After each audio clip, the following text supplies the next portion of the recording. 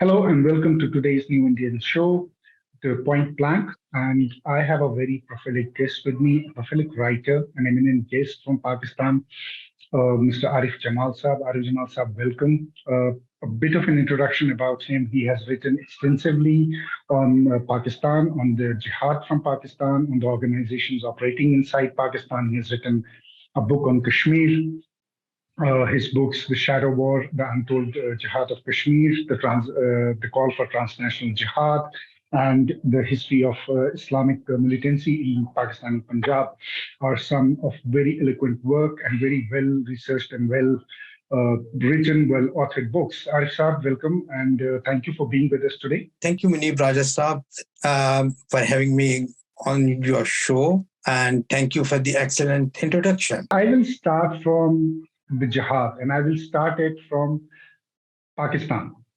Jinnah said that Kashmir is going to fall in his lap like a fruit. What was thinking of Jinnah behind it? I think Muslim leaders, including Muhammad Ali Jinnah, were not ready for the partition. Partition came very quickly. And they were not able to grasp the historical forces at that time in the region. And the other reason was Jinnah had a very, very inflated ego, a very inflated opinion of himself. He had very dictatorial, totalitarian streaks in his behavior. I can give several examples. One of the examples I can give you is Jinnah is said to have said that he and his typewriter created Pakistan. So it was funny, and it shows the I wouldn't call fascist, but very dictatorial attitude. Jinnah on one side, sir, but we have seen Pakistan has an obsession with Kashmir. And why I say it is an obsession is because we look at the history of Pakistan and their behavior towards Kashmir right from 1947 to 1965, throughout the periods of 50s. And then we saw Operation Gibraltar happening in 1965. We saw in 71 what happened. Then we saw subsequently how, Zia took the policy forward. And in your book, also in The Shadow of War, you have mentioned that Zia talked to then Jamaat-e-Islami chief of Jammu and Kashmir, Pakistan occupied Jammu and Kashmir, Abdul Bari, saying that, Afghan war is going to be a precursor to the bigger jihad which we are going to have in Kashmir. And then Operation Tupac was launched. Why is there so much of obsession with Kashmir when it comes to, Pakistan? Why are Pakistanis so obsessed about Kashmir? Pakistan Army has been the maker of Pakistan's Kashmir policy from the very beginning. And not very beginning, but almost the beginning. And the goals of the Pakistan Army and Pakistan have been changing over time. In the beginning, of course, it was the wish to have more territory, but then it changed to different goals.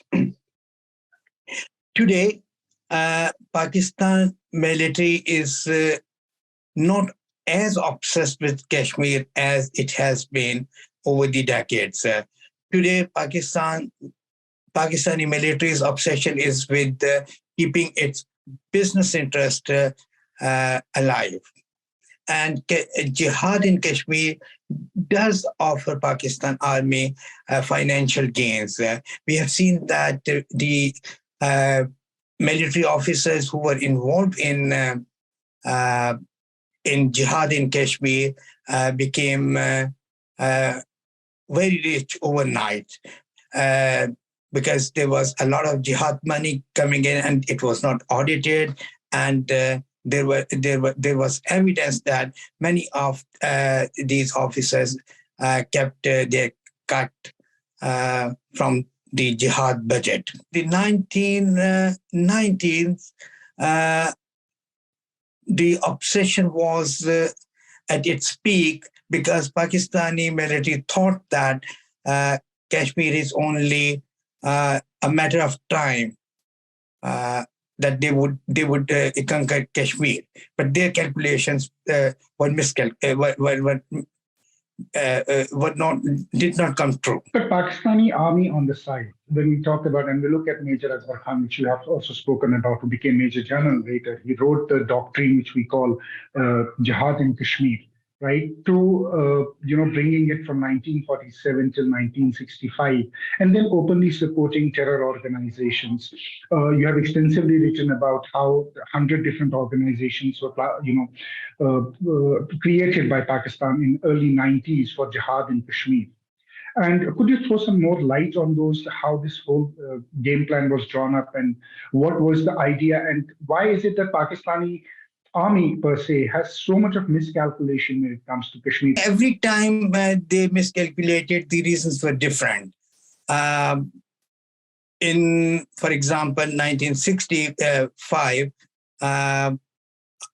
they miscalculated because Bhutto misled the army. Bhutto was the main advisor of President Ayub Khan, and he advised him to go for this operation. In the beginning, General Ayub Khan was not ready to go for this operation, but then he was convinced by Bhutto that one day that Kashmir is ripe for a big revolt, and Pakistan would be will be having it like a ripe apple. But what happened was that within 24 hours, Pakistani operatives started surrendering to Indian army, and there was a chaos in Rawalpindi. The same thing happened in the Kargil War. General Musharraf thought that they could capture Kargil, but they couldn't really see the Indian power at that time.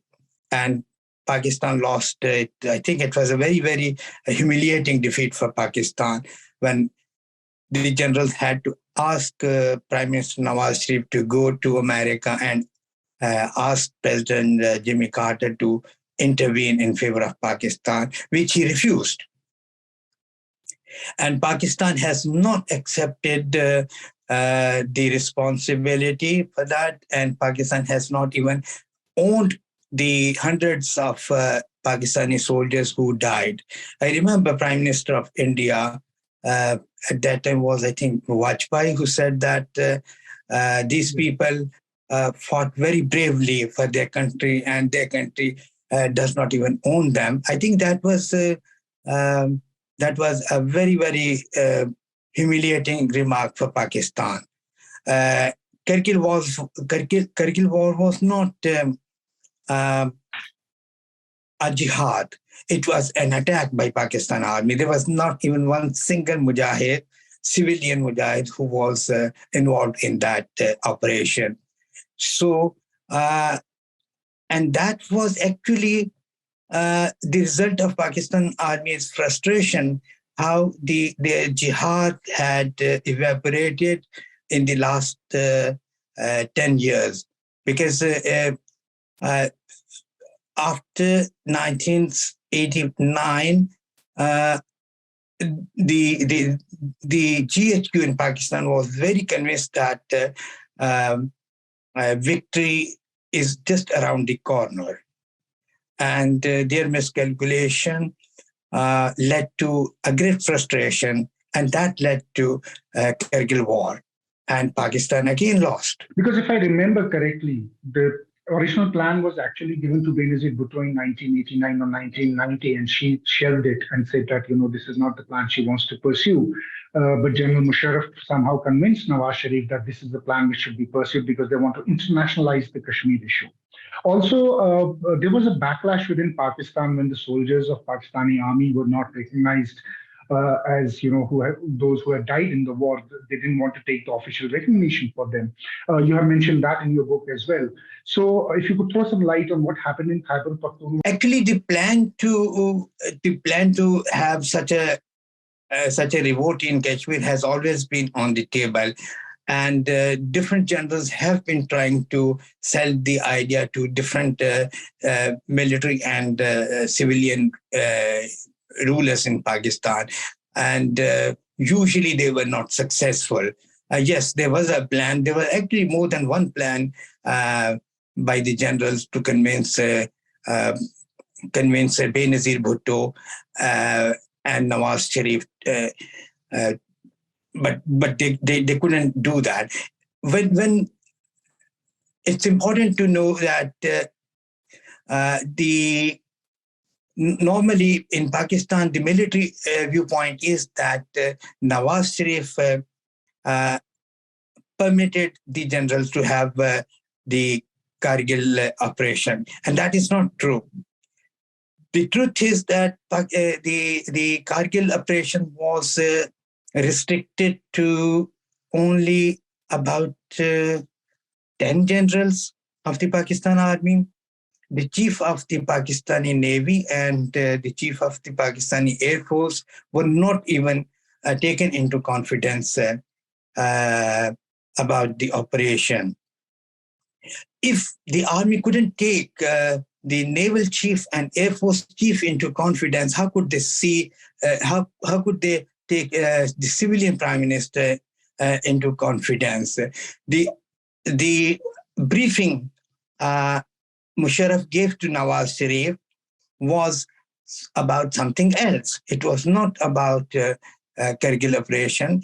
Nawaz Sharif was told that some Kashmiri civilians will take over Kargil area. He didn't tell the Prime Minister Nawaz Sharif that Pakistani regulars will be involved. And that came as a very broad shock to Nawaz Sharif when he discovered that all of them were Pakistani regulars. So the plan has always been there. Even before Operation Gibraltar, there were plans.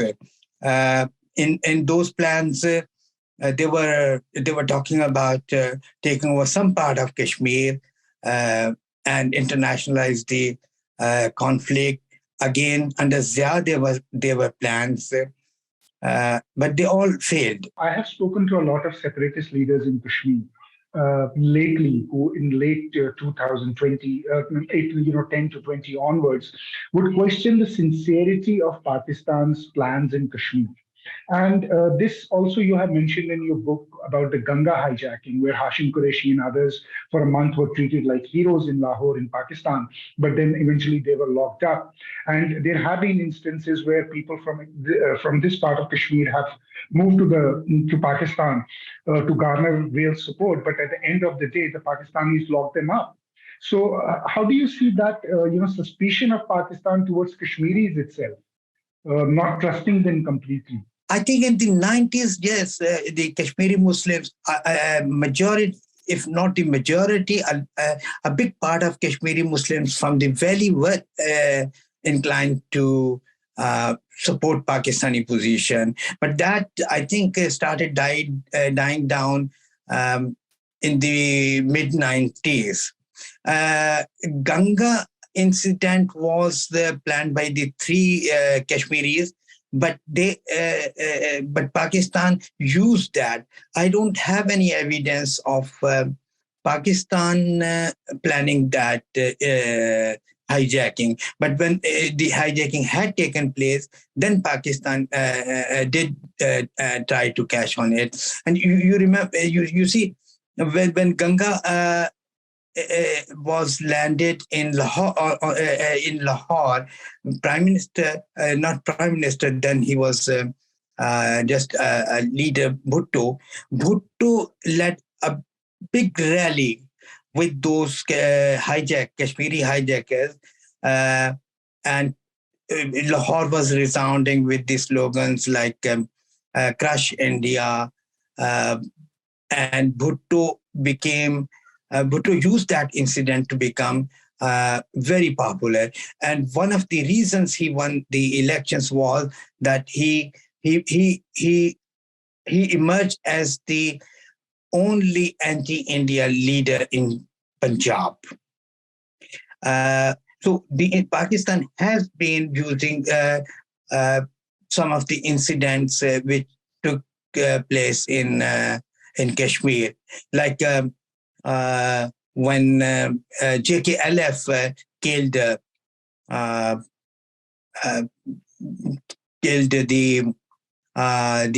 Indian diplomat. That is when Pakistan army owned them. But before that, as I have mentioned in my book also, before that JKLF was being persecuted in Pakistan. But sir, I want to come to a broader question, and that is the weaponization of mullahs. And what do I mean by weaponization of mullahs is the way Pakistani establishment has used the Maulanas in Pakistan and jihad in Pakistan as a state policy. And, we talk about, I remember Musharraf talking about Lashkar-e-Toiba and then banning Lashkar-e-Toiba, but not Jamaatul Dawa in 2006. Because he thought that Jamaatul Dawa is not a part of Lashkar-e-Toiba, they're just supporting them. Usually Pakistan was created in the name of Islam. And this was the only reason they could justify Pakistan with. And you see, after the creation of Pakistan, the first jihad was by the tribesmen, and they invaded Kashmir in the name of Islam. Actually, Pakistan has used Islam as a nation building instrument, but it has failed because it couldn't keep Pakistan united. And we see that the secessionist forces in Pakistan, in present-day Pakistan, in, for example, Balochistan, they are not. They have not been able to crush those forces with Islam, but they have infiltrated a lot of mullahs in Balochistan, and Pakistan has a psychological problem of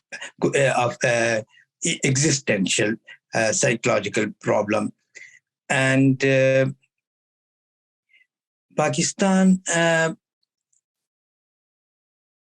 has always used this, and I see that again they are uniting the Islamists in Pakistan, and there is a talk of accelerating jihad in Kashmir again.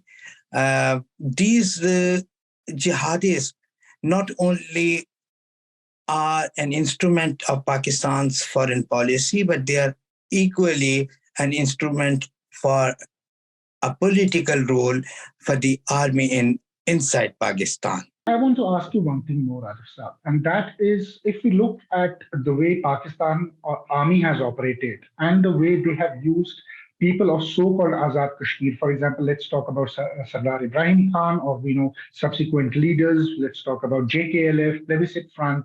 I mean, isn't there a dichotomy wherein at one side they have been propagating Kashmir envisioned as something which is an independent nation, but on the other side, their whole idea is about merging Kashmir with them forcefully through terror.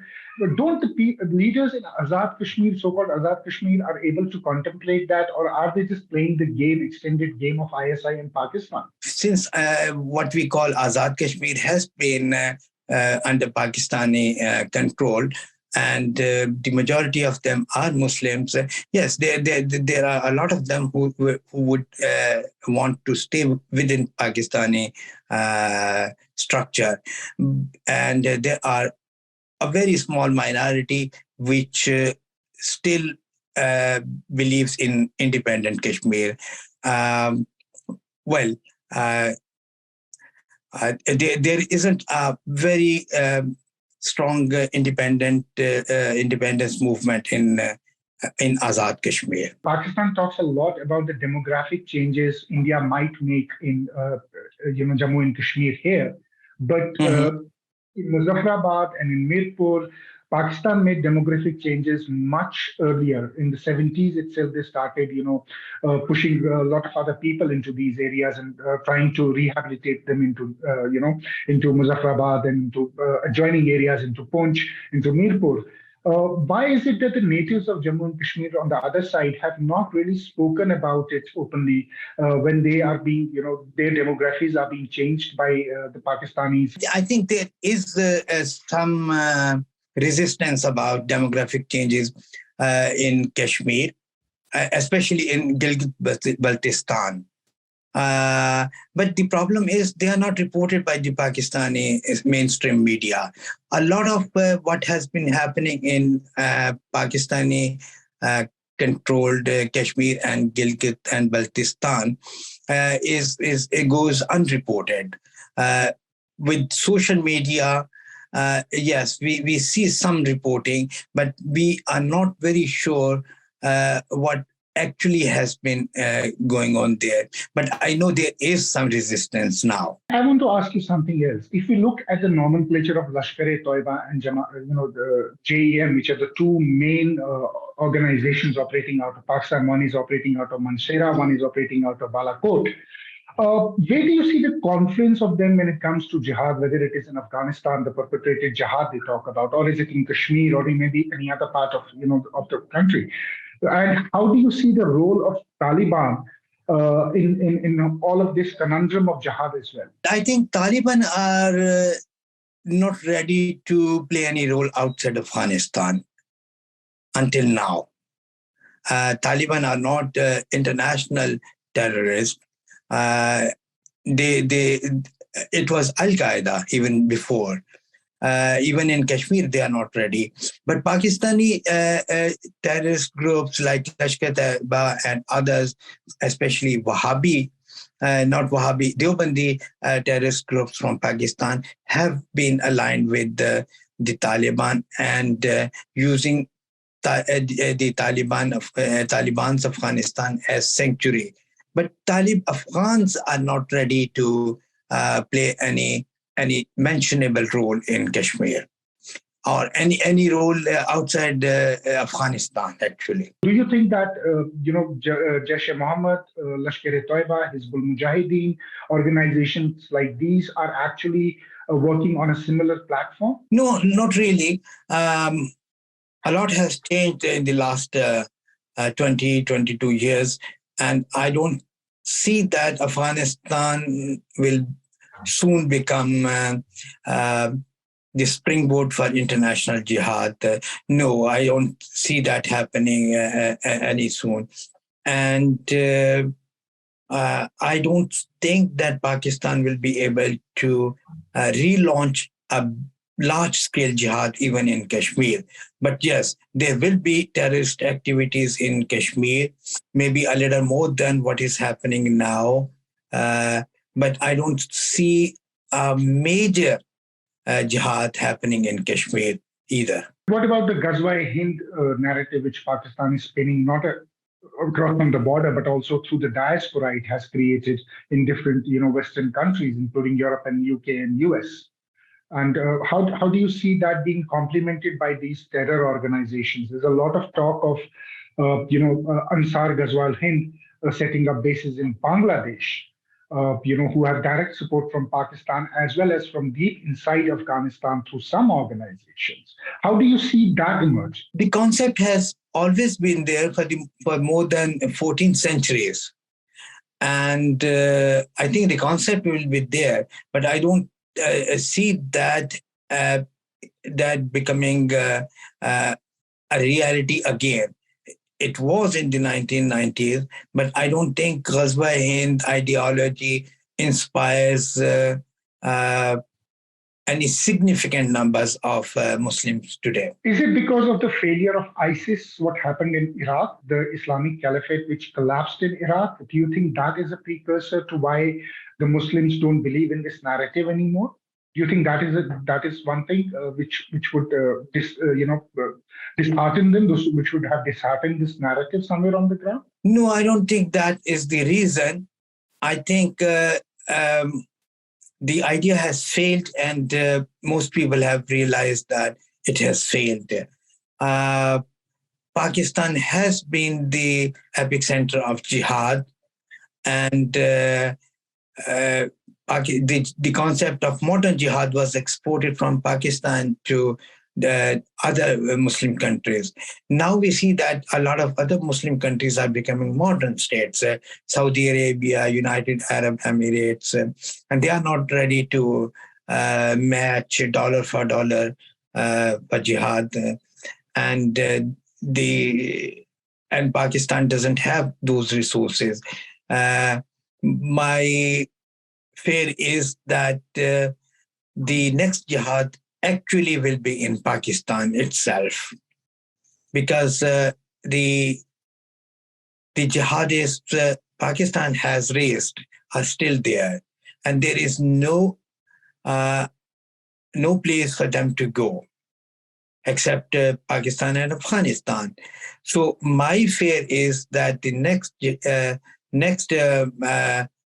battlefield is Pakistan, not anywhere else. So I'll repeat my question. My question is that you made an interesting point by saying that, the jihad is going to turn inwards in Pakistan, because we are seeing a lot of regression in Pakistan, whether it is the political regression or it is the religious regression or an economic regression. But how do you see Pakistan grappling with this inward jihad? There are two main reasons. First is, of course, economic meltdown. And the other is now jihadists have sanctuaries in Afghanistan. Baloch resistance is not jihad. It's a war of independence for them. It's not a war for Islam.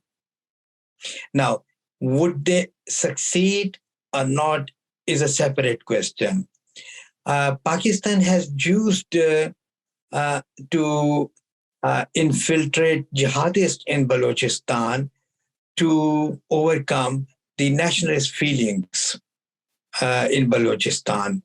They have succeeded to an extent, but not fully. What I said was the jihadists Pakistan trained, produced, raised in the last 20, 25 years, actually 40 years since the Afghan jihad started in 80s, they are still there. They have not been converted back to normal people. They had been for some time had been made inactive, but now when the economic recession is on the horizon, they are again re-emerging, and that is why I see that the next battlefield for jihad is in Pakistan, and we see that every day, almost every day, they are attacking Pakistani security forces in different parts of the country. Again, they are not being reported by the mainstream media. Hundreds of Pakistani soldiers have died in the last 1 year, since more than 1 year since the Taliban took over Kabul, and the war on Pakistan by the jihadists is becoming more and more intense with the passage of time. Do you think Pakistan miscalculated with Taliban in Afghanistan? The strategic death they talk about, they were talking about a couple of years ago. Do you think they have completely lost it now in Afghanistan? Pakistan did miscalculate to an extent, but Pakistan, I think the military had some, was prepared for the Taliban going against them, and this is the price they were ready to pay, and they still believe that they can win over some of them and bring Afghanistan under their control. This is the colonial mentality of the Pakistani military. But see them succeeding neither in Afghanistan nor in Kashmir. So neither they succeed in Afghanistan nor they succeed in Kashmir.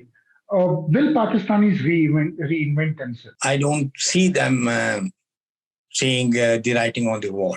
You don't see the writing on the wall yet. So they have not woken up to their follies. They don't, and that is why the next jihad inside Pakistan is inevitable now. It will be very, very damaging to Pakistan. But then the forces which call for jihad and which call for the ummah, the khilafat, and Taliban is a proponent of that as well, will be eyeing this opportunity and saying that we really have a great chance to set up our foothold in Pakistan and then extend our laws of Sharia and govern Pakistan with the same extended Sharia laws. Will that not be there? Islam is not one religion.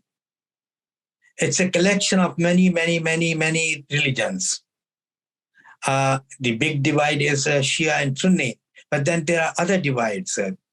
And I think there's a very important divide when we talk about jihad, and that is South Asian Islam and